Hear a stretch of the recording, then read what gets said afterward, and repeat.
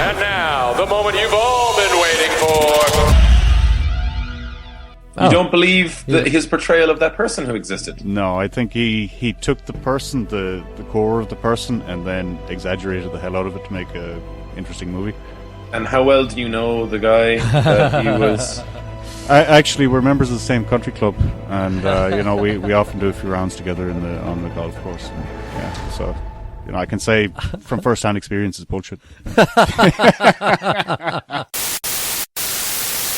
There's a whole thread now of Ninfo developers trying to describe our job in 10 words or less. I gotta get on that thread. No, well, see, I had a genuine attempt, and then it ended up, I don't know, it's disintegrating quickly. Anyways, sorry. They're probably just all talking about sex and touching themselves. Probably. That's the goal, anyway. That's what I'm doing. Just wait till Mark crashes it.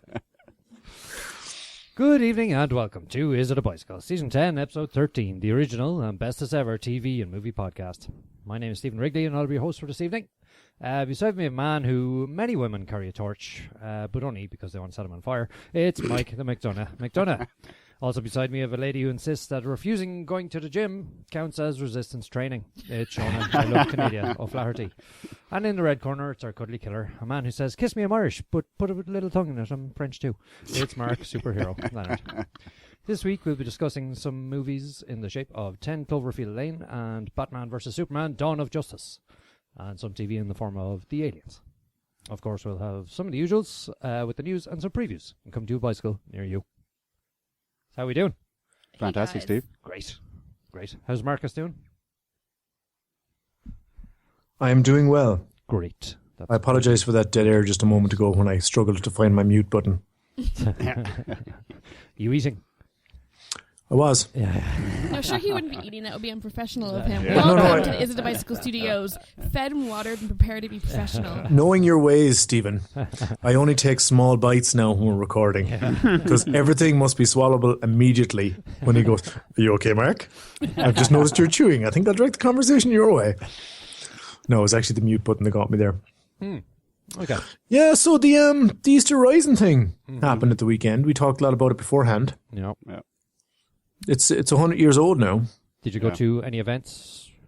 Did you watch any of Centenary that was on RT?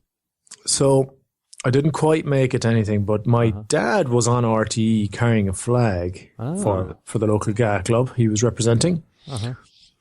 And I was, while most of that stuff was going on, I was driving back to Donegal with my boy who turns 1 in a couple of days. Actually, when this podcast goes live, he'll have just turned 1. Happy birthday, Avery. Oh. Hopefully you'll never hear this and understand just what an asshole your dad is. So we got to the Pole Star roundabout in Letterkenny. It's a fairly famous landmark, right? It's the one with all the telegraph poles arranged in an eye-pleasing configuration. Yeah. And in the corner of my eye, in the rearview mirror, I noticed he was getting sick all over himself. Oh, God.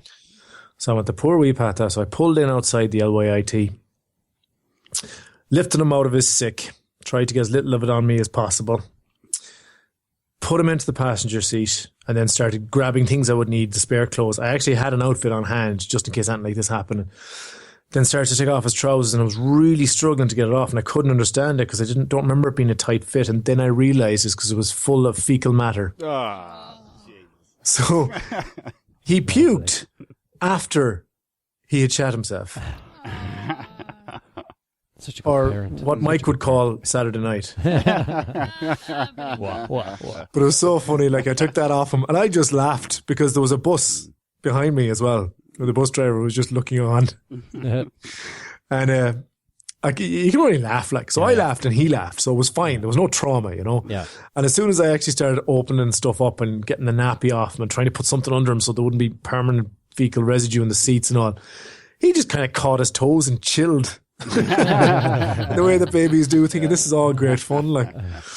But oh man, there was so much mess. Like, I had to machine wash all the parts of the baby seat that you can machine wash, to hand wash the parts that you couldn't, and just like the poo hunt continues in my car because Like it wasn't one that was together. Like Yeah, you had a punami. I had a punami, or Pumageddon, I like to call it. Yeah. But we made it back in one piece though. But it explains now why he got quiet the last half or hour or so outside of Letterkenny. we made it back though, and he enjoyed his trip down to see my mom and dad, his granny and granddad, who spoiled him for his birthday. Great. Always beware silent children is what I've learned. Because the deed's either been done or it's coming up. It just means they're up to no good. Yeah. Yeah, my nephew kind of goes Yes. quiet. Why is it so He's quiet? always full of joy. And then we found him. He was Pushing forks into the plug. Oh no, he was pulling things out of the toilet. Oh, right, okay. Yeah, organic matter. Lovely. Yeah. Oh dear. So Okay. with the whole 1916 thing Yeah. past now, is it okay for us to talk about spoilers in front of Marker? No, you can, Mike. You absolutely can. That's fine. Totally fine. Ooh! I watched. This is a good segue for Steve. I watched Michael Collins again. Oh, did you? Oh yeah, I heard that was back out in the cinema. I didn't watch it in the cinema. No, I watched it on TV. It was on TV as well, Right. which seemed to be some poor planning on the part of whoever put it in the cinema. But yeah, that's a great show. It stands the test of time. You know that. Does, yeah. Who's in Michael Collins? Liam Neeson. Okay, I think I've seen a bit of that before. Christopher Dance. Was it Charles Dance? Okay. Does he? What's your one? The only really bad Irish accent in it. Kitty. What's her name? Oh yeah, the Julia Roberts. Julia Roberts. Yeah. Oh, God, yeah. I'd forgotten about She's that. the only one that is actually bad. Like obviously Liam Neeson should know how to do one, and he does fine. Yeah. He actually does pretty good authentic Kerry. But the other boy, his right hand man, does a pretty good accent too. And I think he's a Yank. Are you bringing this discussion around to accents on purpose, Mark? I don't know what you mean. What do you mean? Well, I don't know if you know, but I do stellar accents. Oh, yeah. I want to hear your Irish accent, Sean. I don't think the world's ready for that, is it? Don't think so either. I think in one fell swoop I will insult anyone that doesn't already hate me. See, my thing is with accents, I have the best of intentions, and in my head they sound right, but they all come out as poor Jamaican accents. As in the accent is poor. It's very bad. As opposed to rich Jamaicans. Yeah. It's kind of like the Dublin, north-south divide. Yeah. Also, no, they're terrible. So I was just trying to do a Donegal accent earlier and failed epically. I thought maybe it sounded if anything, a bit Scottish, but really it was Jamaican. Actually, speaking of accents, this is something I've meaning to bring up before. I'm going to give a shout out to Leanne Hickey, who's at the Macro Queen on Instagram and what's the other one? Snapchat. She's just a girl that trains, lifts weights and stuff, and she's got some good stuff on Insta. She's got a blog up as well, themacroqueen.wordpress.com. And when she does Instagram videos, Sean had a name for it, like something about where the tone at the end of the sentence is high, something like a high-rising terminal. Oh, HRT. high-rising terminal. Yeah, that's a staple of North American My accents. favourite. Yeah. The Val But she- speak. Yeah. She's a dub though. So she's going, so I'm just going to the gym, probably going to do legs, then I might get home and maybe eat something. And it's like, no, as I said, our content is interesting enough, but it's starting to really get to me. When we were growing up, my parents are both from Scotland originally, and I grew up in Canada, obviously. So my parents actually used to spend our family dinners making fun of their children's accents. Because when we were small, we had the high-rising terminal, and we said everything, even if it was declarative, as if it was a question, and it was just a thing that we did with our accents. Oh, please stop. Yeah, it's really annoying. Yeah. So anyway, Leanne, I am slagging you, but it's all in good fun. Yeah. I follow you on Instagram. We love you. Yeah, the important lesson here is everybody learn your macros. She knows macros. She knows macros good. She does. I saw The Wind That Shakes the Barley. Oh, yeah. Speaking yeah. of... Ooh, Cillian Murphy. Yeah, and And his gorgeous serial killer eyes. Liam Cunningham. Yeah, he does, doesn't he? Oh my God, so sexy, so Serial violent. killery. I would love to be killed by him. I know, me too. I'd let him kill me all night long. Yeah, it's pretty good. It's set a little bit later than 1916, but it's that sort of 6 years seems to all merge in together in these kind of celebrations. So it's about the War of Independence, essentially, in Ireland, just 22. So, yeah, it's really good. You should watch it. IMDb gives it 7.5. There you go. Was that a beer opening? Was that for AJ's sake? It sure was. It's funny. I never really liked that one. Did you not? No, I thought it was a bit too top of the morning to you for me. Might like it. Really? But Cillian Murphy. Yeah. See, he's not Mads Mikkelsen, is he? Who's that? Hannibal. Oh, God. So you keep making Hannibal references to me, and I keep not understanding them, so you just need to stop. You just have to watch it. Just fucking grow a set and watch the fucking show. Speaking of serial killers, I watched Hostel Part 2. Oh. Do you remember those Great show. Lovely movies? Great show. Yeah. 50% porn, 50% gore porn. It's fantastic. Which is right up Mike's street, actually. But when I was watching, I was thinking about Mark, actually, because let me start that again. Non-sexually, ladies and gentlemen. He was thinking about me non-sexually. I don't know, Mark. I don't know.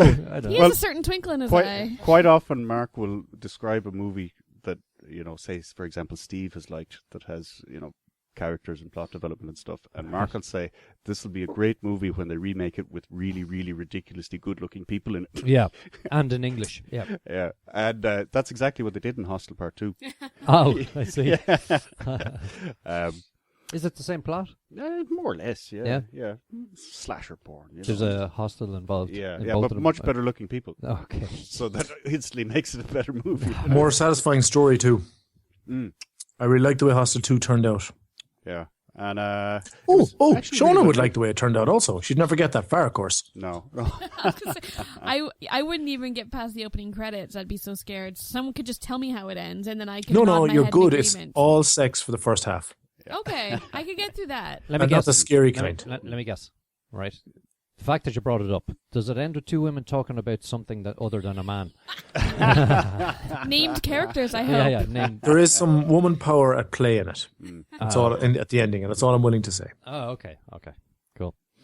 So who saw Anvil? What's Anvil? Yeah, man. Okay, Anvil. I watched Anvil: the story of Anvil. Right. Is its full title. Anvil is the best heavy metal band that never was famous. The most famous heavy metal band that was never famous, I think I would say. Infamous. Oh, no. That No, work. they're Oh, not I gotcha. infamous, but they're just not. They're famous, but not famous. They never made it. So Anvil, the story of Anvil, is the story of Anvil, is that the name of an album? Like, do they have like No, Anvil, Here Comes Anvil the is Hammer? the name of the or group. Anvil, no? Mm-hmm. Anvil's the name of the group. Okay. And so it's called Anvil, the story of Anvil. Okay. 1916 joke, Unville Touré. Jesus Christ. Go on. Anyways, so it's a documentary that was made about this band. Now, I would have known about them growing up in Canada, but they were like from my neck of the woods. I mean, within the first 10 minutes, they mentioned playing in my hometown, and I was like, what? But like, we opened the documentary with like Slash from Guns N' Roses talking about them, like all these big names, like they would have toured with them. Okay. But they just never made it through like Mainstream. having poor management or having bad road tours. Yep. No, their music is good. And so now even still at 50, like they're plugging away and making albums, and they have this like hardcore following of fans. But you see them going on tour. Like one of the guys, because they all have to have day jobs, he works like at a catering company that makes like lunches for children. And then like he gets a phone call from like EMI, and he goes to play a show in Japan that sold out to like 6,000 fans. Cool, big in Japan. They were just so big in terms of even North American metal, but they just never quite got a following. But it was all kind of through poor management and stuff. So anyways, they're a band I've known a lot about, or I've known about for years, but I haven't known a lot about them. So I finally got around to watching the documentary. So it's not a very long one. I'd say it's maybe an hour-long documentary, but really interesting to watch, although really frustrating. Yeah, great movie. Huh. What, did it get you rooting for them? Then you Anvil, realize, the story of yeah, Anvil. it didn't happen for them, did it? Rooting for the underdog, man. Here's a bit for you. Did you hear Guns N' Roses and Jethro Tull got back together? No, Were they ever I together in didn't the know first that. place? Yeah, well, that's debatable, all right. But, but yeah. Axl Rose, I don't believe that he has his shit together, so I'll believe Ever? it when it happens. Yeah, I have a feeling something's happened recently, all right. Yeah, okay. Worth the Google anyway if you're into that Good to know. kind of music. What else was on? I saw Steve Jobs. Steve Jobs, So, yes. all the movies that came out, like the stuff that were Oscar contenders this year, all came out when I had like a fresh newborn baby at home, and I never got to see anything. A fresh So, one. I love when they're fresh. Fresh baked, yeah. That's always good when they're fresh. so The now, pH level was just right. so now I'm just old enough, or the baby is just old enough, that all the movies that I missed in the cinema are now available to rent on Sky Movies. So Right. I was able to watch Steve Jobs this weekend, finally. And all I can say is that it's such an Aaron Sorkin film. Like, sometimes the dialogue is almost oppressive. You just want them to kind of shut up and let things breathe a bit more, but it's always so heavily characterized by, like, this is Aaron Sorkin writing this scene. I'm walking and talking. Aaron Sorkin styles. But other than that, I thought it was good. I thought, what's his name? Fassbender did a good job, and I really liked What about Kate Winslet? Kate Winslet as well, yeah. Yeah, stand out, I thought. Yeah, Yeah. both enjoyable. I wouldn't have given it best film, so I'd say I'm glad it didn't win it. The screenplay was of a style. It was good.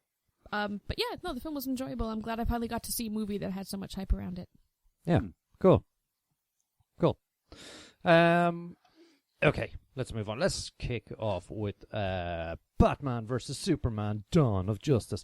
Are they all dawns of? Well, there's a dawn every day, like, so you can... No, just in the movie titles. Wasn't there a Batman: Dawn of Justice as well? Or Dawn no. of... Was there... Dawn of the There's Avengers? a TV show that's like Dawn of... We talked about it last week. Dawn of Agents Original? Agents No. of Dawn. Okay, don't never mind. know. Yeah. There's Dawn of the Planet of the Apes. That's the one that's popping into my head. No, I Dawn of always the thought it Dead. was like name of superhero Dawn till colon dusk? Dawn of something or origin. Oh, maybe it's origins. Yeah, it's always that start of stuff. Yeah, okay. Mark, give us a synopsis here. Batman versus Superman. Man, it seems like it's been coming for years. Yeah. It's hard to believe it's finally here.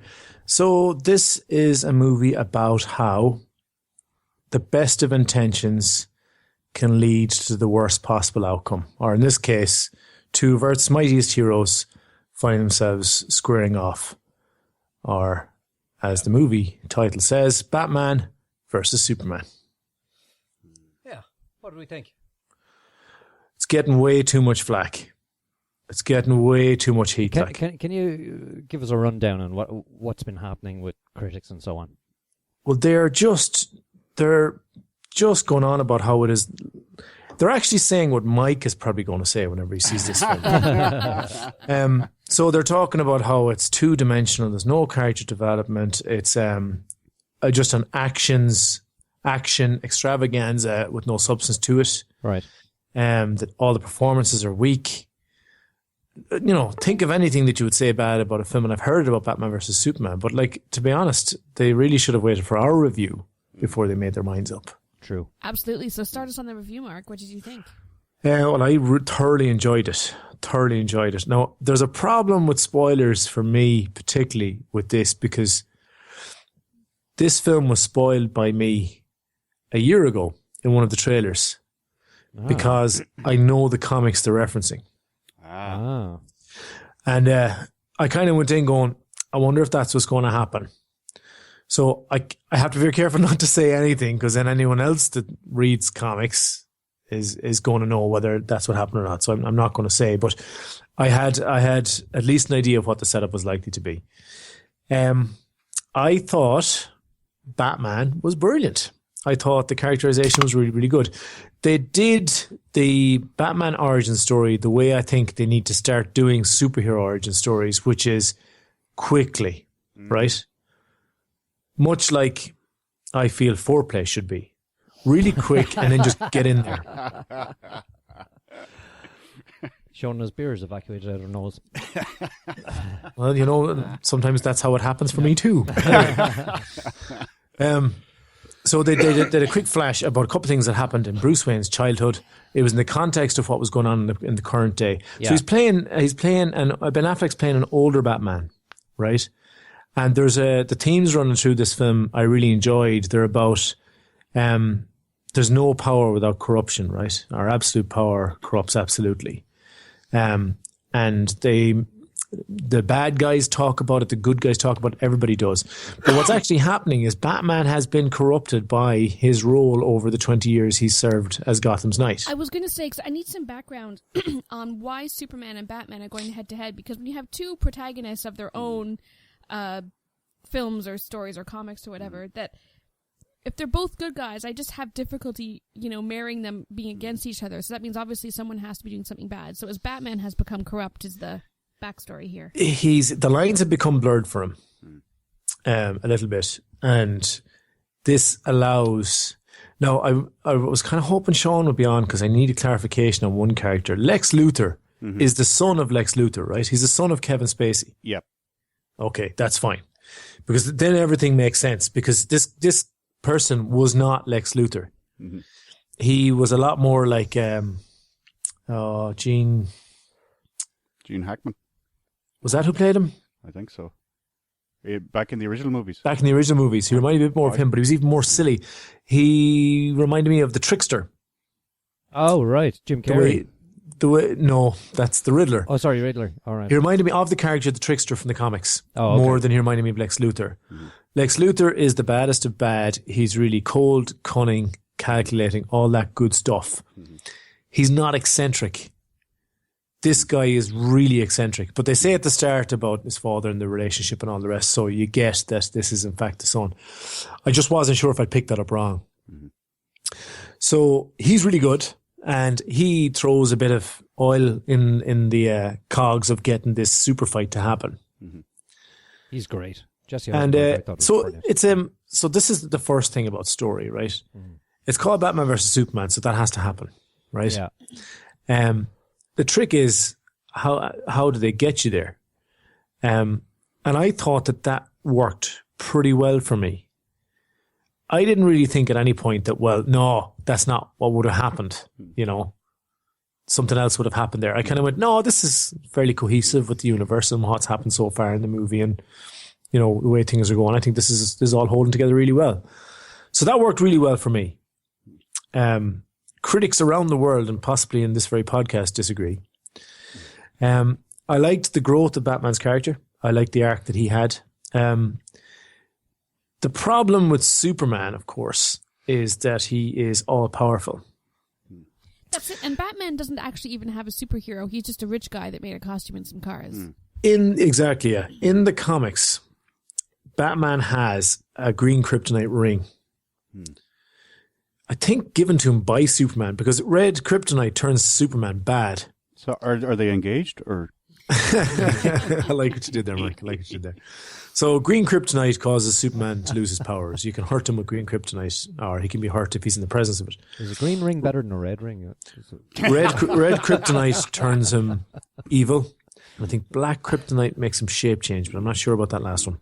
And is there a brown ring, or? No, Mike got what I was talking about. It doesn't matter. So anyway, Superman was worried that one day he'd become bad and nobody else would have the guts to stop him. He knew that Batman was a cold, hard bastard and would do what needs to be done. So he said, look, here's a chunk of the thing that can kill me. Will you do the deed if it comes to it? That's not what happens in the movie, but they did an excellent job of taking away Superman's invulnerability. A really good job. I enjoyed that a lot. Superman became a person. They made him vulnerable in a variety of ways, personally, emotionally, and physically. And it just added a lot of tension to the film. And now, my only gripe, I enjoyed this end to end. Shed a few tears along the way. Was really gripped by the action. It was a little bit too long. No, only a little bit. But they could have shaved maybe 10 minutes off the end, maybe 15 minutes off the end. They put in... Now, I didn't research this before I came on because that's how I roll. But I reckon I recognised a couple of panels from comics I've read in the final 10 minutes. So there probably is a lot of homage there that I don't think they needed. I think they could have just shortened it. Okay. But anyway, really enjoyable for me, and I would recommend anybody to go and see it. Not young people. It's not good for kids. Very dark. Themes are dark, and there are scary people in it. So that being said, is this something that I could watch, or should I be Yes, using with yes, children? absolutely. Yeah, for sure. Yeah. You could watch it fine, yeah. No, Maybe an adult if you is did fine. some- It would give nightmares to kids, I would say. If you did some deep breathing and pony visualizations Right. beforehand, just to get you in the space. Okay, good to know. Just to mention the cast because it's so diverse. Let's say there's Ben Affleck, Amy Adams, Jesse Eisenberg, Diane Lane, Lawrence Fishburne, Jeremy Irons, Holly Hunter, Gail Gadot. Jeez, it goes on and on. Scoot McNairy, Brandon Spink, yada yada. And Kevin fucking Costner. Yeah, How did he get in there? Yeah. Well, he was and he Michael was Shannon. Superman's dad in the earlier films. Oh, was he? Okay. Yeah. And you see Do you Michael. remember the traumatic incident that happened with him in an earlier movie? Yes. I didn't watch Yeah. Man of Steel. Okay. Michael Shannon was in there as well. He didn't have a lot for doing, but Michael Shannon is who now? Zod. Oh, God. Yeah. He's probably I actually rolled, want to watch that movie again, rolled in for a day. Yeah, I'm not a big fan of superhero movies. I always liked Superman when I was a kid. Mhm. And then it kind of took a break, I don't know, for 10 or 15 years from superhero movies, I think. So you just grew up, basically. I grew up, yeah. And we've watched a lot of them recently in the last few years because there's been a flurry of them. But I think this one is probably one of the better ones. Oh wow. Yeah. In that there's less fluff and more... I just like when they go back to the bare bones, like when they go back to the origins, the dawn of justice, of, let's say, Batman and Superman. And so, but it was more about Batman and the origins of it. And I really thought they did it well. Yeah, I think even better than when we saw it previously. Now, it do you was have much to know a darker. lot about the comics, or do you have to No, remember I know nothing what about happened the in comics. Man of Steel? I know If nothing you have about a bad memory. No. Okay. No, you not don't at all. need either of those films. Not I at think it all. wouldn't hurt you to watch the last one, though. Yeah. Yeah. It's not the most painful of superhero films, like. And it kind of whets the palate, I think, for this one. Jesse Eisenberg was just brilliant in this. Yeah, and the plotting was pretty good. Yeah, Like, you know what? I thought the way they plotted it. It was, I don't know, it was just that it's a more mature movie or something. I went into it thinking, oh God, here we go. And then as I went, actually, this isn't too bad, because, I was sort of going, okay, I see what they've done there. And it's a nice, they constructed it nicely. It wasn't like a big jump from one thing to another. And it's not that they're explaining everything to you either. Yeah. It was just I don't know, it was just a nice pace, It was, it was a very easy watch. And I did find myself going, come on, about various characters at various times, and there's a nice bit of intrigue, and there's not so much plot twists, but there's a couple twists, though, and you don't see them coming. Well, there's one or, there's a couple of, let's say, side characters that were explored that I didn't see coming at all, and that was nice. And I think I might end up recommending this if you've, any sort of, I don't know, propensity to go and watch these, if you've been hurt by superhero movies before. Yeah. I think this would be a good healer. Yeah. Come to terms with the... Yeah. You might move back in together, on a temporary basis. Anyway, trial basis. We'll see what comes in the future. If we could just talk about it. Yeah. Diane, A Batman versus Superman Short-term bonus rentals. night. Yeah, Jeremy Irons was cool, actually. He's never not cool. That's very true, actually. He's quite possibly the greatest living actor. That's you know what? He could be up there. Yep. Yeah, for sure. He's pretty cool, all right. What do you think? This is a kind of an unusual movie in the fact that I was actually looking forward to seeing it. Because normally... Dangerous. Really? Yeah, so that is a danger, because normally I just say, superheroes, I suppose I'll have to fucking watch it. Yeah, I'm 'cause waiting Sean for- will never stop fucking bitching at me. I'm waiting for the twist, Mike. So I was a bit worried because I was going in with high expectations in a genre that consistently provides low results. And I'm actually still in a state of shock after watching it. 'Cause You were shocked. I was shocked. Actually blown What? away. Were you appalled? Or was it just No, shocked? Just shocked. Just shocked. Okay. Yeah. I Shocked by... the Did way you it was like it? done, the characterization, what actually happens in the plot. Now I've no comic background. I try to forget previous movies as quickly as I can. So what happens in the movie, I did not see coming, and I'm still like, holy Jesus. Yeah. I will say, Talk into the mic, Mike. sorry. I was shocked at how good of a Batman Ben Affleck is. I would go far to say, so far as to say that he's the best Batman I've ever seen. The best Batman ever. What? Yeah. He's the best old Batman. He's He's the only old Batman. though. he's the only believable Batman I've seen on screen. Dude, that's just because he was hitting a tire with a sledgehammer. Oh, he had a montage. He That's He had how a he- fucking montage. That's what it was, Yeah. And it was quality. It was good. That It was was hardcore quality. training. Wait, did you say that he was hitting a tire with a sledgehammer? Yeah, That's keep right. fit. I did that in my training on Tuesdays. Yeah. So I'm like Batman. Yeah. Oh. You're as hardcore as Batman. You should have seen his workout montage. It was a great montage. Yeah, Rocky would have been proud of it. Like. There's a lot of topless, sweaty, shaded in the right areas type working out going Yeah, on. but it's Ben Affleck, right? Yeah, he Not worked. my steez. No, he Not worked my out steez. first. I Yeah, think I still like not him. my steez. Oh, He's really? buffed up. Maybe if I just put some duct tape over his face on the TV screen when I watch this when it's on No, rental, It won't help. He I can enjoy the bottom third. It won't help. He moves around. What's your problem with Ben Affleck? I don't know. His face just isn't my thing. Well, he wears a mask like most of the time. Oh, okay, maybe, okay. All right, now you're talking my language. It's one for fantasies. We need to put Cillian Murphy's serial killer eyes into Ben Affleck's face. yeah. I would just keep Cillian Murphy. We don't need to do any transposing there. He's a skinny bastard. That's true. Okay, maybe a little transposing. Well, we'll talk later. Yeah. Cillian Murphy is firing nobody around the bedroom. Like, Except himself. Is it? I don't know. Right. Where was I? No, I like where this conversation is going. Let's keep talking. What do you think Cillian Murphy is like in bed? Mike? I dread to think. Go on, I Steve. want to make a point. Henry Cavill, Yeah. Superman. Yeah. Not the best Superman. I don't know. I didn't. No. He was fine in it, but I just went. Yeah, he kind of looks like Superman. Yeah. Oh, do you mean looking now or acting? Well, no, his acting's fine. It's just I wasn't. I was like, "Who's your man?" And then they said his name, and I was like, "Oh, that's who he's meant to be." You know, I wasn't. I didn't I see thought him he and just has go, very "Oh, that's him." A Superman-esque look about him. He's no Christopher Reeve. No, but But nobody is, though. Yeah. If you were going to get Even Dean, what's his face? You know, he's better than Kane. Dean. What's his face? Gene Yeah, Kane.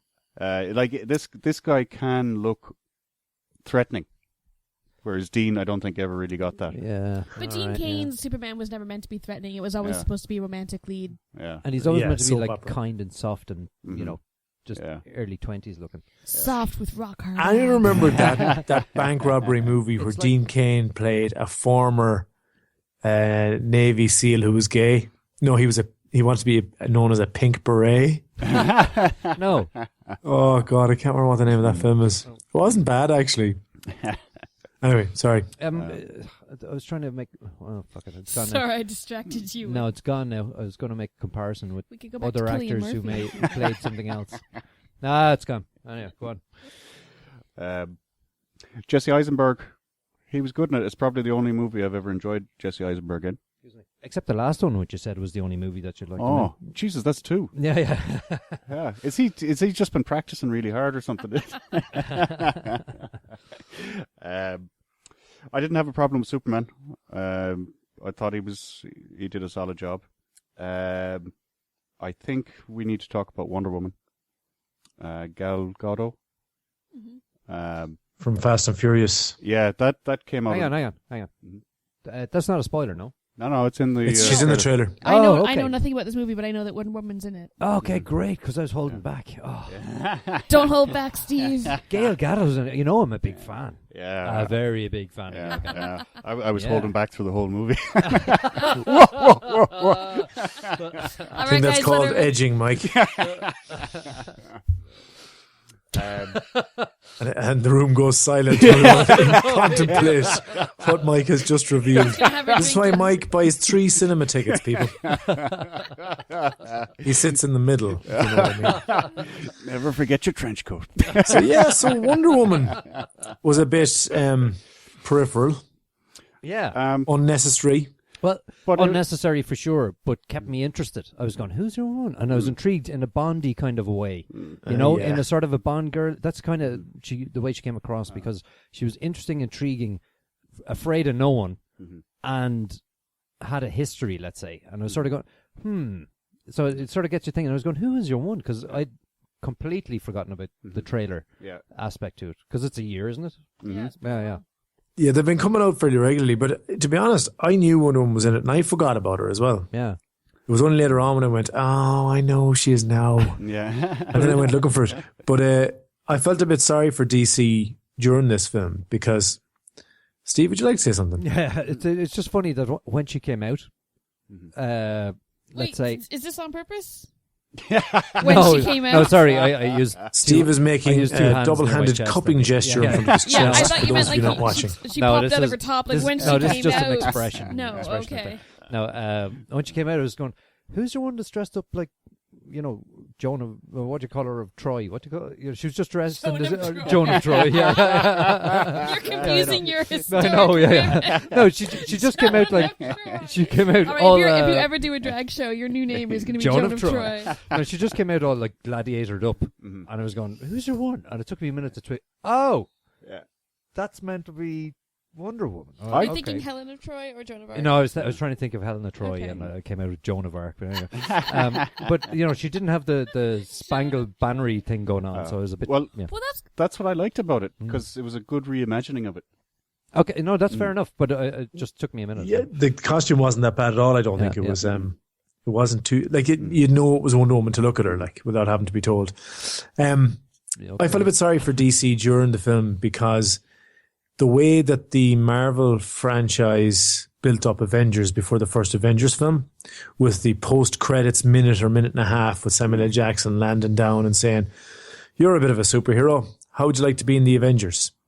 If anyone can remember back that far, because there were a lot of films in now at this point.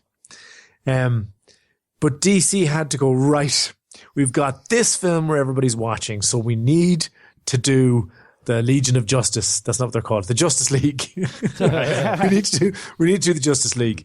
So look, is there a way, like, director man, could we have like 5 minutes somewhere in the middle? You know, you could put it in with some other like talky scenes so people don't notice, but we have to seed this film with heroes because we haven't time to make films about each and every one before we do the big one. And the director's like, can I direct the Justice League? And they go, yes. In that case, there you are. And that's what they did. And they told us about a whole bunch of other heroes. Many of us would know about already. But the people they're pitching this at are the ones that don't, saying there are all these heroes around and they can be in the Justice League. There are some strange things in it, notably the kind of dream sequences where odd things happen, and they seem to last longer than you would expect. Like there was a couple of scenes where something happened, and it happened for so long I started to forget that this was a dream sequence. And then I kind of get back to the real movie and oh, what? Hi. Oh, okay. Right. It was that disjointed? Very disjointed. But that said, there was a couple of items within the dream sequences that were possibly the coolest things in the movie. And I would have actually liked to see an entire movie about those parts of the dream sequences. And I'd say the dream sequences are probably part of the reason that the reviewing class, shall we say, shat on this movie from a height, because it is a bit awkward. But I did kind of enjoy it. Wow. I don't think we fully addressed Wonder Woman yet. We haven't fully undressed her. Addressed. You see, look, I'm just going to show them here a picture of Wonder Woman, right? Yeah. So there's a picture of Wonder Woman. Mm-hmm. Now, when I saw her first, I went, she gladiator, right? And then I realized who I was thinking of. Yeah. It's Xena, Princess Warrior. who also played Wonder Woman. And wearing the That's same true. outfit. Maybe they just... Did you it's hear very, they're going to very remake similar. Xena where she's actually gay? Yeah. That's pretty cool. Well, wasn't she gay all along? She was, but she was never out. But now they're going to make her like actually gay. Well, she was always nearly out. Okay. Cool. It was never explicit in the show. Anyways, you're right. That costume does kind of look like Xena, It is but I very guess like it, isn't it? I guess maybe they were taking it as inspiration because I mean, really if liked you it. wore that to the Oscars and someone stood beside you wearing the other one, you'd sort of go, God damn it. That's you know, true. you know what I would. mean? Yeah, you'd be like, oh, we both wear the same thing. Yeah, Damn yeah. it, which one of us is going to change? Well, I don't think in this current era the Star Spangled Banner type outfit No. she used to have would have Well, worked. that's it. You need to up. I think especially when you're going to Yeah, that's remake true. something, you That's need true. to modernize it. And I think taking the costumes and putting a spin on it is a nice way to do that. And I think they've done a good job with Wonder Woman. Her Yeah, costume because I it's thought not it looked it's cool. not too kitschy, you know, Yeah. like it used to be. Well, and now she I'm still inter- has the gear, like she has the wrist guard Yeah, things and she has the headband and the headband, thing. and she's got the super lasso thing. Mm-hmm. She didn't have an invisible plane though. She had to take a real plane. I thought that was a bit odd. Yeah, I suppose now we're introduced to her. You know. You guys have sold me on this Kinda film. suits I mean, I was going to see it anyway, but I was thinking, oh, it's going to suck because that's all I've heard from people. But the fact that the three of you have given it such great reviews, two friends of mine who really like superhero movies like it a lot, and then the guy who hates everything likes it a lot. So I don't like superhero movies. what else do are I you talking need? about? Do you No, not? not really. You're no. mistaking him with Sean. Yeah, Sean does. Yeah. Yeah. Well, Still, there- it brought in 424 million, and what was it, the first weekend? You know, Yeah. can't be a bad movie, really. One thing we Or didn't else it's got mention. very good trailers. One thing we didn't mention was the score. The score blew me away. It was. Raincoat mode. It's a lot largely classical sounding, but I thought they tuned the music to the scenes remarkably well. It really helped the emotion for me in kind of a lot of the scenes. It was just epic. Like, you know, I was so yeah. Big music. yeah, Yeah. grand crashing Yeah. themes. You Yeah, know, yeah, and yeah. It really got me psyched up. You know, it's like, oh yeah, come on, which doesn't normally happen with these kind of movies. I don't think I've ever seen you excitable like that before. Ever. So good job to the sound people. They did a hell of a job. They did a sound job. Okay. Right. Do we want to mark this? Mike. Can I rate Actually, the movie I think- based on your reviews? You can rate our reviews based on the movie. All right, I'll do that later. Mike. Do you know? I think I'd almost stretch for an 8 on this. Wow. High Yeah. praise indeed. Yeah, Yeah, really. Is that because you went in with such low expectations, do you think? quite possibly. Ah. I thought you said you had high expectations. Well, I had high hopes and low expectations, if you know what I mean. I know what you mean. But I was thinking about a 7, but I thought the score was enough to push it over into the 8. Okay. All right. It's a solid 7 for me. Really enjoyed it. Yeah, I think it's good. Mark. Clear 8 for me as well. Okay. Really, really good film. Very few films are going to be this good this year. Wow.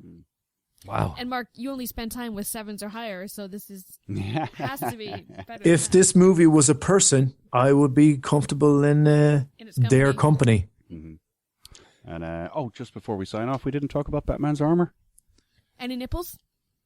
No nipples. I don't think you'd be worried about the nipples in this one. Yeah. Yeah. That was so cool. He looked like a feckin' space marine. He did He actually. did, Yeah. Yeah. He did. That was hardcore armor. Affleck's physique in general, I thought, was great. Mm. He had the kind of the bulwarker physique to him that Batman would have, I think. You know? Yeah. He didn't look like a bodybuilder, in other words. Yeah. I was like, what's a bulwarker? So moving on. Yeah. First of our TV is... We'll explain to you later. The first of our TV is The Aliens.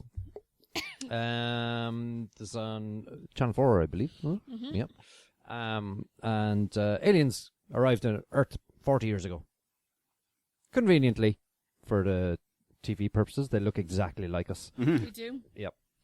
So we don't actually see many aliens. They're just a crowd of people that are put in a ghetto, which is surrounded by a big wall. Remind you of anything? And of course, all humans hate them and call them morks. Make them to force them to work in menial jobs, and their hair. If you smoke their hair, you get high. Apparently, so it's sold as a recreational drug to humans. So they keep if aliens are caught, they're sprayed and. Mm-hmm. Oh, so their hair can't be. So their hair is no longer smokable. Yeah, if they want to come out of the ghetto, which is called Troy. Mm-hmm. Yeah. So, apart from that, this is that's sort of the synopsis. But what I found kind of strange is that the way that they're hated by the humans, and then you're kind of going, oh well, they shouldn't be so despised and kept in this ghetto and so on. And then all of the aliens that we meet, they're all bastards. Like they're all criminals. They're all plotting and doing heists or whatever. So maybe they do have good reason. I presume that this is going to be like a narrative on. I was going to say, this sounds like a socio-economic parallel. Exactly. Yeah, and I don't know if it works or not.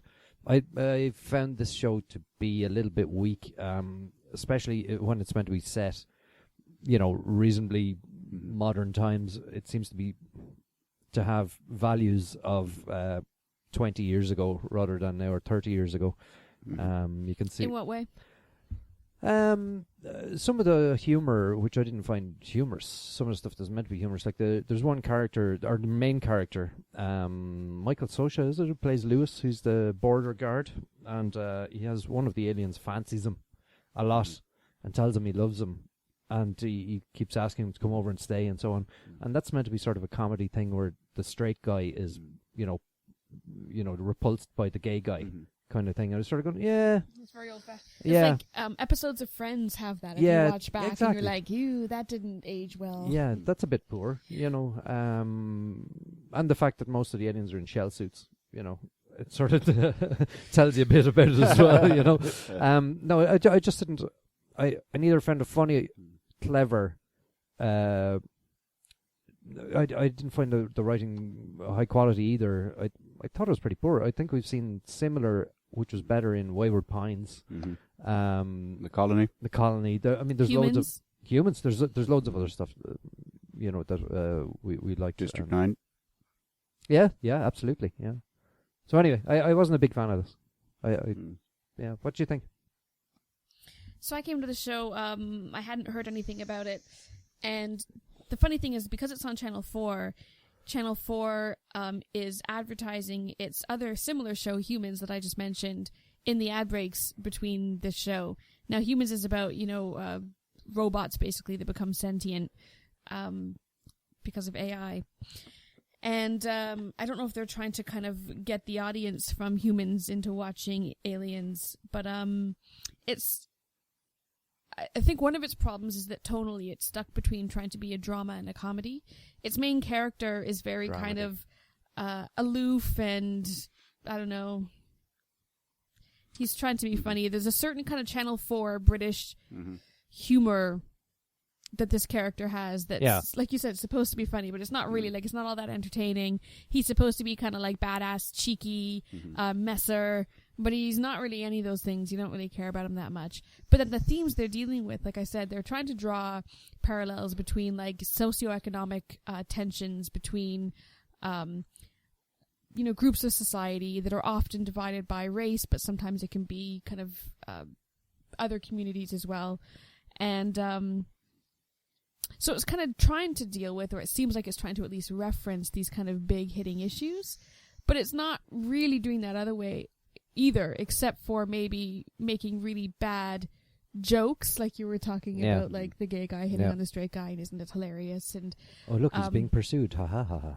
Yeah, and then like the way that they're trying to show, like, all the aliens, like you said, that they're aliens, they've been marginalized, and in this episode anyways, they're also criminals, they're plotting, is it maybe, have they become criminals because they've been forced into that role because of how they've been marginalized? Exactly. Probably. Yeah. But it's not like the show is tackling any of those issues. It's just, we're just It doesn't seeing, explain why, Yeah, and we're not really getting anything really below the surface, and there's not really a hint of that to come. I think the first episode is just setting up the tensions between aliens and humans, which is kind of what you would expect the show to be about. But there's no real promise of looking at those types of tensions in any interesting ways, or at least showing. I think the best shows that kind of look at polarizing issues like this do the best job when they show that black is never all black and white is never all white, and most, good is mostly shaded by bad and bad is shaded by good, and the good stuff comes out in the gray, right? But there's not a lot in this episode, so it wasn't really funny. It wasn't really all that intellectually stimulating. It wasn't dramatic. It wasn't tension filled. I don't really care about the characters. Yeah. I don't think it was particularly well written. I don't think it was really paced all that well. I think it did a poor job of introducing a lot of the characters, except for the main alien woman that we're introduced to. She looks like she might be interesting, but not enough that I would watch any more of this. So, what did you think, Mike? I can't add an awful lot to it because you guys have shat on it fairly adequately, I think. I felt highly cheated by them calling this show Aliens. I was psyched up for, Battlestar Galactica or something, And what I got was a story where the aliens arrived 40 years ago, which means you don't see any spaceships. The aliens look like us, so there's no special effects. The aliens don't have any cool toys. So all you're left with is a script to drive this. And as you pointed out so eloquently, there's nothing to it. It's just not quality. Yeah. So it was garbage in my... I think you're right in pointing out the fact that, the show is called The Aliens, and then they take such a shortcut by making aliens the exact same as humans. It's... if you're ever going to spend any kind of money or time differentiating aliens from humans, do it in the flippin' pilot. Yeah, exactly. Yeah, I mean, we saw it a lot in Deep Space Nine, where they obviously had much lower budgets than the original Star Trek stuff. So all the aliens happen to look humanoid with maybe a funny nose or different colored skin or something. They were basically a guy in a suit with a bit of makeup, and these guys they didn't even bother with that. So I just felt cheated. If they could have at least made it like aliens are inhabiting human bodies and make their eyes glow or do something. Yeah. Just do something cool. Yeah. They are aliens. Respect them. Yeah, exactly. Respect the coolness that is being an alien. Yeah. Even a hint of alien-esque-ness. Yeah, exactly. Apart from your hair being smokable. Or like in humans, even though it's robots that become sentient, which I guess makes them aliens, their blood is blue. Just something. It doesn't have to be an expensive thing, but just do something so that we know that it's cooler than being human. I mean, how much does it cost to get some cat-shaped irises, contact lenses? Exactly. And I think having like smokable hair, like in the first scene where we meet an alien, there's a guy who's like showing his pubes to a guy at a door, and he's like, they're fresh and they're untainted. Like, showing off your pubes does not make you cool. I didn't think I'd have to say that, but I've been going about being cool all wrong. Mark. Yeah, I didn't think it was as bad as all of you guys did. See, this is sometimes where my preconceptions about your views sometimes interferes with my own. So I was watching this going, oh God, they probably fucking love this. Nobody all that attractive in it, although the female lead is interesting, as Shona put it. That's like, she would not be my friend. She's like a 5. But I wouldn't ignore her. Particularly not if she was doing the camera work that she did in the show. In her first scene. Yeah, she seemed very obliging. Stop, Mark. Stop. Actually, you know what? That was actually funny. It was, yeah. Yeah, that part where the first scene. Yeah, where he's talking to her. Yeah. And then he changes the mood completely. Yes. In one sentence. Yeah. I just went, oh no way! That was funny actually. Yeah. I laughed. I think you've covered the jokes that I laughed at actually, but I laughed at points through it, so I did find it a little bit funny. I seemed to think that the writing was a lot stronger than you guys did. Oh, really? Like, see, the whole racist thing, I didn't even bother about any of that. Right. It was like, okay, I know racism. I don't need any of the guys to spoil that on me. I know what it is. So I just let that part of the story wash over me. And I was kind of focused on the organized crime parts. Yeah. And I thought that was interesting enough, Like, it's a comedy, right? So, it's not going to be as cohesive as a drama or some kind of action thing, right? The chief of the genres. Is it a comedy? But it's not really a comedy, though, Mark, is it? But it is, of course. Your man... It's not really, though. The main Is it? character is... The main character is not a serious character, like... No. He's But a bit, that makes doesn't it a make comedy. No, it doesn't. he's a bit, He's not taking himself seriously. He's not meant to be taken seriously, so it's a comedy. he's a bit like Arthur Dent from The Hitchhiker's Guide to the Galaxy. Yeah. Kinda, Well, it's billed as a comedy, drama, fantasy. I kind of think of him like, did you guys ever watch Misfits? That might have been Channel 4 as well. Yeah. I was going to bring that up. You know Rudy, the guy who played Rudy, he came in the last few seasons. He had the evil twin that lived inside of him. The main character kind of reminded me of Rudy. Anyways, go on. Rudy was a lot more effective than this guy. Oh, like way better. But like this guy's an idiot. Tonally, he was trying to be the same of like cheeky badass who's just like anyways. Yeah, no, I know where you're going from with the Rudy reference. Like, it actually tonally, it all reminded me of Misfits a bit. Except Misfits is like 1,000 times better. Seasons 1 to 3, and don't watch the rest. Yeah, okay. Misfits is better. Yeah. So I am middle of the road about this show. I'm not going to watch it anymore, which is obviously really important. The hook at the end almost convinced me to watch more of it. Really? Okay. Almost, yeah. I thought it was a pretty poor hook. I mean, like it's interesting. You're like, oh, that made maybe this episode not a complete waste of my time. Yeah, exactly. That's as far as it got. Yeah, well, like I said, I'm not going to watch anymore, right? They didn't fucking fool me, like. Well, I really enjoyed the social commentary that they were trying to put across. Are you making fun of me? No. No, but as I said, seriously, that all guys, I really did totally enjoy the social commentary that was made in this episode. So, look, it's just narrowly filler for me. Okay. I found it fairly inoffensive by and large. It's not a bad comedy. I'd say this is fairly easily filler for me. Yeah, filler for me. Yeah. is shite a category? So filler from you too, huh? Yeah, okay. Okay, next up we looked at 10 Cloverfield Lane. Who wants to tell us about that? Sean or Shauna? He's been dying to talk about this film. Mike, give us a rundown there. This is possibly the most interesting trailer we've watched in this year, where it takes a small group of people living in a confined space, apparently happy, and then by the conclusion of the trailer, it's obviously not a happy story. And I was dying to see it. I was just like, what on earth is going on here? And because of the Cloverfield thing, I was thinking, is this part of the original movie, or is it just a happenstance, or just a marketing gimmick? I don't know. So, I was glued to it. Sorry, let me just say, the action takes place in an underground bunker. You have the guy who owns the bunker and two people who come to share the bunker with him.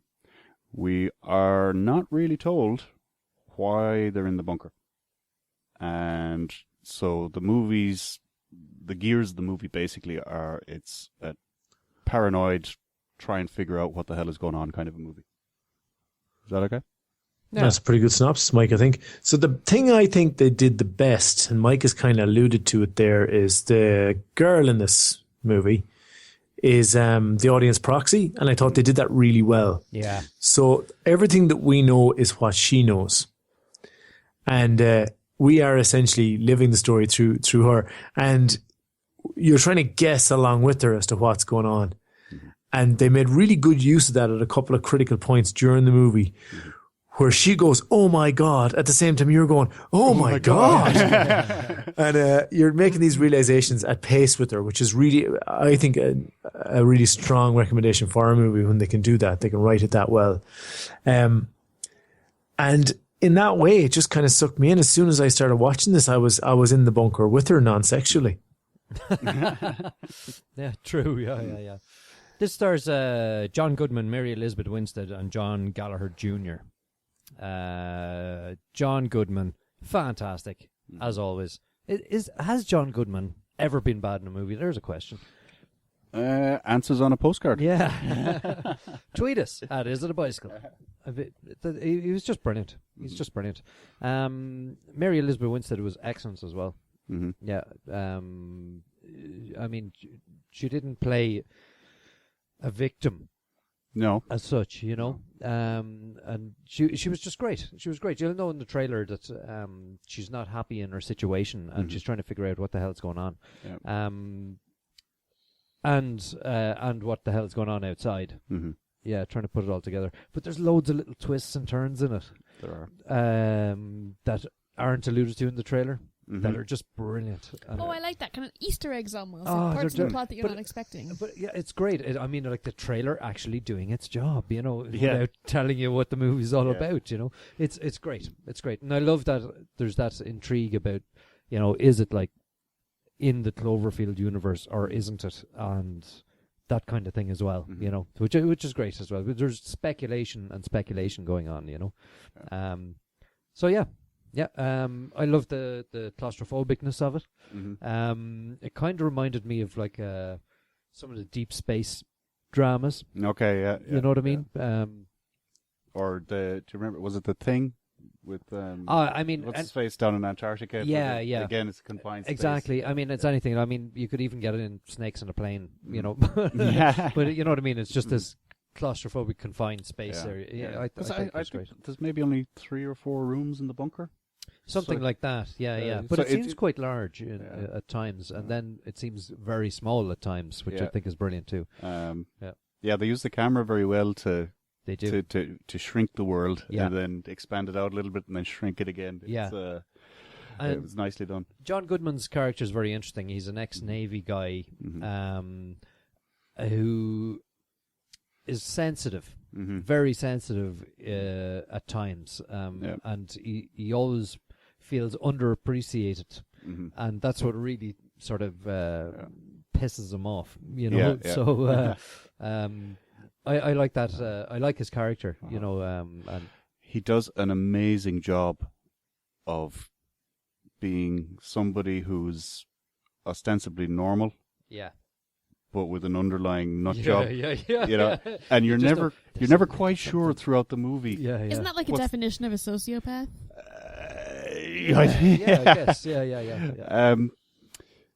Yeah, like there's moments where he's just like your friendly Uncle Bob, and then you know just something flicks in his head, and it's like I don't know, name a bad guy. At the risk of dragging this podcast into disrepute, is that the definition of teabagging? I don't know. Are you talking about on Halo or? Well, you can. When you're oh God, I can't remember what you said. No, it ruined the joke. What did you say? An underlying what? Nastiness. No, he didn't say nastiness. Well, no, a potential for nut jobness. There you go. We are lying under a nut job. Nut Underlying job. nut job. Teabagging. Yeah. Well done, Mark. No, it's too late. It's too late. Points for effort, though. So what you think? I really liked it. Yeah. Like I said, it was immersive. That's the first word that springs to mind. There you go. That's boom. Yeah. It pulls you in, like I said, through the use of the audience proxy, which is very skillfully employed all the way through. And it just it just gradually goes more bananas as the film carries on, I think. Yeah. And I like that. Yeah. I think the naming of it is probably unfortunate, you know. Yeah. Like they should have stayed away from any reference to Cloverfield. Yeah. Because why would you? There are like any number of names for streets anywhere around the world. Yeah. But there was a film called Cloverfield. Yeah. So, 10, like- is it an alien or not an alien movie? Drive. Yeah. So I was in the screen and I wanted to turn around and go, there was a film about this. It is probably going to be like giant monsters on the outside. Yeah. I think I think you'll find the epidemic is some kind of xenomorph, possibly. We saw all this in the last one. Now it's through a handy cam, but I feel like I've seen enough of the footage to just have a really good idea, good grasp of what they'll find outside. and it, like I don't think the two films are connected at all. Are they? Do we know? They might be. They might be. Well, It's not fully cleared up. as Mike said earlier, we need a third movie to Yeah. link them up or something like that. Yeah, I don't know. Don't know. Yeah, they could be. We don't know what they are, Yeah, not yeah, right. yeah, They could be yeah. related. Like, but the paranoia, the mystery, it reminded me of a submarine movie in a way. It reminded me of some of the best part of. Oh God, Morgan Freeman, your man from The Princess Bride, Das Boot. Kiss the Girls. Oh, Kiss the Girls. All Okay. right. Elements of that to it as well. No, it was a really good film, very atmospheric as well. It like the reason why I mentioned submarine films is good submarine films bring the claustrophobia to you. They did that in this as well. The bunker felt as small as it was. When she was in a confined space, you felt it along with her. You know, it was good. I think a mark of the quality of this movie is that right up to the very 5 minutes before the end, I was still wondering which way is this going to go. Yeah. You know, Yeah. and you know, for somebody who watches a lot of movies, normally you get to half an hour and you say, "Yeah, that's how it's going to end." Yeah. Yeah. But this This one, se- Yeah, it was Colonel Mustard in the drawing room with Yeah, their candlestick. Yeah, we all This, knew. this seems to be my thing tonight, where I remember films that are related but can't think of the name of them. What was the one about? There was this fog that had like aliens or monsters in it. It was called The it's Fog. called The Fog. No, no, they were Day pirate After. ghosts, right? Oh. Yeah, It's not the pirate ghost one. And while you're in the fog, these monsters were everywhere, and those people trying to survive it in a supermarket, where like an American one that had access to the good stuff like guns and hunting weapons. that was The Fog. That sounds like The Fog. It sounds an awful lot like The Wait, Fog. wait, Oh, no, I'm gonna No, it was The Mist. Okay. Yeah, Was yeah. The Mist. Yeah, it was The Mist. Yeah. Anyway, Yeah. in that film, the dad decides that they are out of bullets, they're out of hope, they can't get anywhere, and he kills his kids, and then goes to turn the gun himself, and there's no bullets left. And as he's sitting there clicking the empty gun into his head and not doing anything, obviously, the army passes him, heading down, going, "What's with your man sitting in the car with all those people?" And the mist starts to clear. And you're like, "Oh my God, if you'd waited 3 minutes, he'd have been fine." Oh, that's so sad. Oh yeah, it's horrifying. Like it's like, and the film itself, it's really fucking. Oh my God, you're like, Christ above if they don't get out of this fog. And That's a Stephen King thing, isn't it? Yeah, is it it is. Yeah, is no- it Kuntz? Is no, it Dean no, Kuntz? No, Stephen King and Toby Jones See- was in it, actually. Stephen. Oh, you're reading Yeah. this. You're not. No, I knew it was a Stephen King thing, The Mist, but I was just looking down through the cast list. Yeah. Yeah. So, I think that's what I was waiting for in this, was that there would be some kind of revelation. You go, Yeah. he was right all along, or something like that, you know. Yeah. But it was good though. I like the way it kept us guessing. Yeah. Yeah. I'm bummed out by The Mist now. Never watch it, Shona. Never. Well, I've spoiled it now for everybody. Sure. Like the film is 10 years old. Come on. Do you want to mark it, Mike? I'll give it, as Mark says, a solid 7. Yeah. I totally enjoyed it. I think Steve says that. Yeah. I think I'm with you on that too. Yeah. Yeah, it was really good. Very Yeah. It's well worth watching, but I don't think it's an all-time classic. No. Yeah. Yeah. I think you're on the money there, Mike. Steve, what are you going to give? You just going to agree with Mike? Yeah, 7. I'm agreeing with Mike. Yeah. Yeah, me too. I think we all agree with Mike today. Go, Mike. Okay, next up we've got some previews and Coming to a Bicycle near you.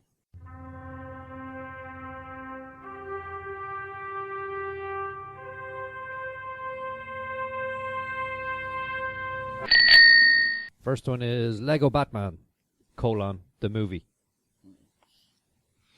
This is quite an inspiring idea, because they took the only good thing out of the Lego movie and made another movie out of just that good bit. Ah, bit like Star Wars. Yeah. Yeah. Yeah. They've done that a few times, actually, haven't they? This trailer didn't look as good as the Lego movie to me. in I my don't think the opinion. trailer really for the Lego movie was as good as the Lego movie either. When I saw the trailer, I thought, yeah, that looks kind of cool. But I didn't think it was going to be the movie that we did get to see, which was amazing. It was awesome. Yeah, and no, I like the humor in these, and I like the humor in this one too. where they just don't take themselves seriously. I which like that there think is seems to be hilarious. allusions to Batman versus Superman because there's a lot of Superman getting his ass kicked in this trailer. There's a lot of Superman getting his ass kicked in this trailer. Yeah. I wish they kind of hammed that up a bit more because that would be like, oh, it's a relevant current joke. There's another movie in the cinema about this. Yeah. See this, Mike? What do you reckon? I know you're a big fan of the original. Yeah. I built up quite a bit of resentment to Lego over the years because of how much it cost me while I was raising my kid. And how sore it was when he walked on it. Yeah. 2 in the morning. Yeah. And I still have a ton of the shit in my house that is just there and he'll never use it. Some of us have young babies. Dibs. No, halfsies. I'll tell you what, you guys can have a celebrity death match to see who gets the Lego, alright? Mark, Rosario Dawson's in this one as Batgirl. She's not in it, Steve. Her voice is. Actually, did you hear the list of actors that are in this? Voice acting? I have so little interest in watching this film, and I love superheroes. Rosario Dawson, Will Arnett, Ray Fiennes, So little Michael interest. Cera, Zach Galifianakis, Mariah Carey even. There's no way you can pronounce all of their names that'll make me want to watch this movie. Why don't you want to see him, Mark? Did you not like the Lego movie? Not really, no. I certainly didn't have the major fucking boners for it that you guys all had. You didn't think that everything was awesome? I know, like, it's fine, but that's all I would say about it. It was fine, you know. If memory serves, we had a pretty horrific disagreement, almost violent disagreement during a bikie year. Yeah. Oh, we did. 2 years ago. The Bikey's 2014. Yeah. I think that particular bikies ended with me with my head in my hands for a good portion of that recording. Yes, it did. Right. Yes, it Just did. make it stop. No, it's not, this is not going to be for me. I can't wait. I'm in the middle. I'm am. like, yeah. I mean, I like the Lego movie. I don't know if this looks as good as the Lego movie, but I do like Will Arnett as Batman, so we'll see. Wow. Can we just pre-ban it from bikie consideration?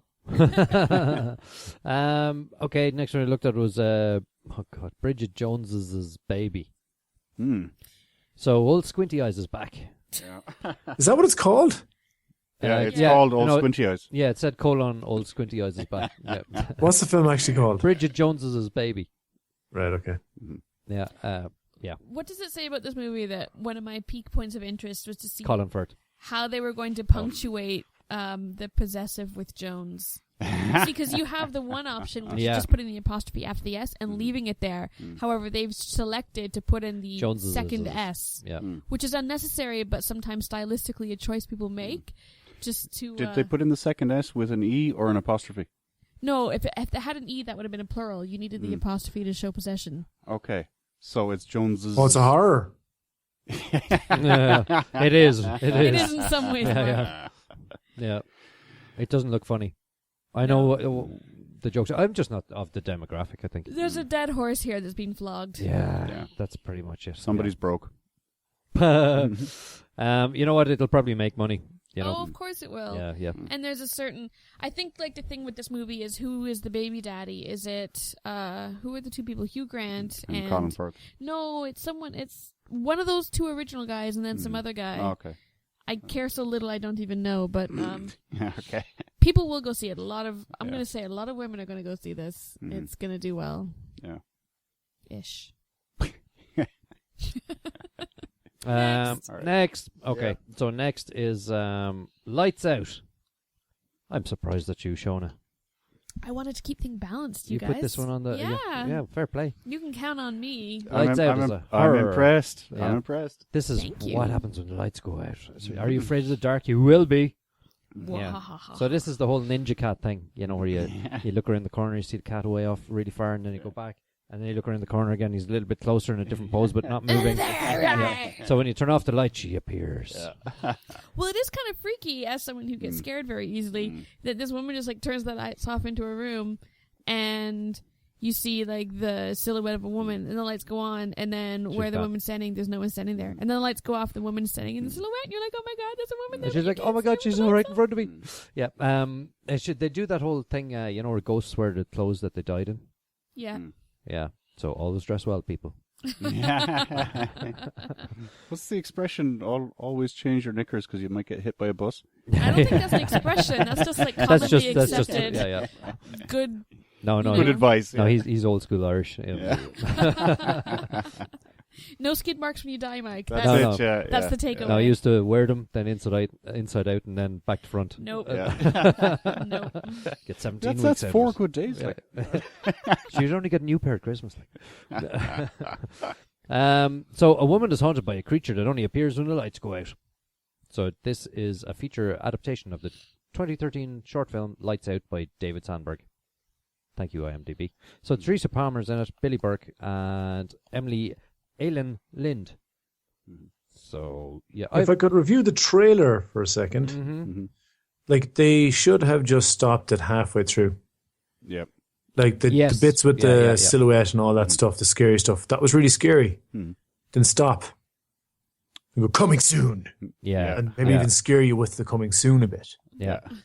But instead they went on and went, when I was a kid, I had this friend who was a girl. Yeah. And there was bad things happened to her.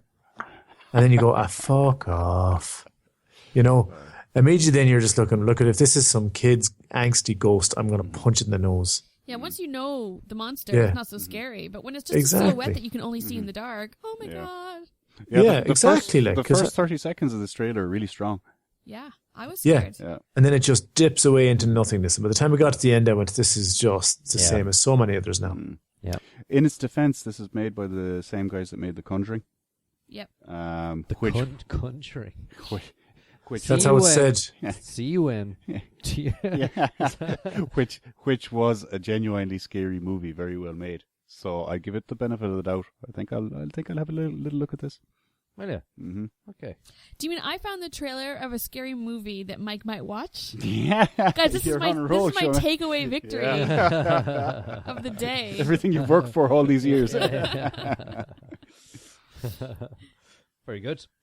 So that's it for this week, I think. Had we any mailbag this week, Mark? Well, we're getting mail all the time, Steve. Yeah. Had you any prepped is my question, really. Yeah, there's a couple I pulled out here. Okay. I was just looking through there quickly. So Louise in Ardara says, Dear Steve, Oh, God. where did the love of subtitles come from? Did you not read enough books as a kid? Keep up the good work. How to answer that? Well, try the truth. Like, No, why no, do no, you like it's not films with ugly people and writing on the screen? It's not so much the love of subtitles, it's more the love of exploring different cultures, I guess, and different insights into common issues and common tropes. And I think that fulfills my needs. Yeah, because there's like lots of movies that were made in, let's say, the original language and then are remade in English, and I'm sort of going, yeah, it's not as good. And it's not just because... It's just... A, it's not as immersive, I think, because you're not hearing the language, right? And B, I don't think that someone from my own culture's interpretation of it reflects the original writing of the original writer, I guess. So, yeah. Thanks for the question. So it's more authentic, Yeah. just not as I good think looking. it lends us... No, it may not be as good looking, but I think that adds to the story. Yeah. Hi, Shona. Thanks for representing us gals in the podcast. Being from outside the country, what do you find the most bizarre about us Irish? While we're on the subject, what's the most bizarre thing you've done while sleep deprived? Love the show, Joanne and Sligo. So what was that? What's the strangest thing about Irish people? I don't know how to answer that without insulting Irish people. I think you're meant to. I think that's the point. Yeah. Just remember, you're not going to get out of here alive. Oh no. Anyway, probably. So, do your worst. All right, the strangest thing about Irish people is that they all get offended by the drunk Irish stereotype, and then they all drink a lot in general. See? Not...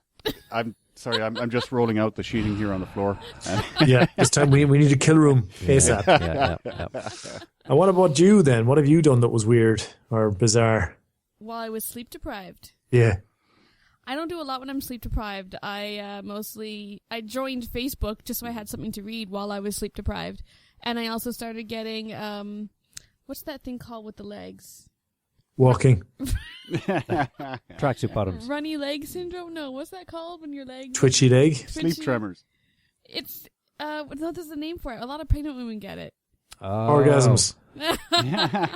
Swollen leg syndrome. No, it's No. not swelling. It's like when you feel like you need to run, even Baby though you're legs. exhausted. Oh, no, it is twitchy legs. Yeah, No, yeah. it's not twitchy legs. It's called restless leg syndrome. Yeah. I got okay. a lot of restless leg syndrome. Mm. Sleep deprivation isn't sexy or cool. I have nothing. I have no interesting I anecdote about it. I pulled this email hoping for a better story than that. Sorry, Joanne. That's as good as she has. See, I'm seems. still too sleep deprived Right. to kind of go into my memory banks to have a good story. Tell you what, we'll make it your homework. You can come back in a week. I'll just do something really cool sleep deprived this week, and then I'll just sound more interesting next week. That's Did it it make for the your- mailbag this week, Steve. Thanks to everybody that mailed in. I read them all. I don't read them all out in the air, but keep them coming to podcast@isitabicycle.com. Cool. Yeah, is that it? Is that it? Are we done? So all It she would appear wrote. so. Go home, everyone. It's over. Did you know? Do you remember Moon Boy that was on RT? Don't talk of Moon Boy. Chris O'Dowd. Yeah. You know, rumor has it there's a film on the way. Ah, Jesus. Really? Yeah. I don't know how they're going to do it, but anyway. Shouldn't that have been in our news? Did we have a news segment this week? That was the news section. Okay, Yeah. and now your news with Steve. Yeah. Right. I So think I'd rather watch Bridget Jones than fucking Moon Oh, Boy. God, yeah, that's- Almighty. Yeah. Jesus, that's bad, Mike. Okay, we'll leave it there. So from Mike, Mark, Jonah, and Steve, stay classy. Imagine if Shadow Woman got hold of Bridget Jones. Who's Shadow Woman? From the horror. Oh, Thriller. sorry. I've already forgotten that discussion.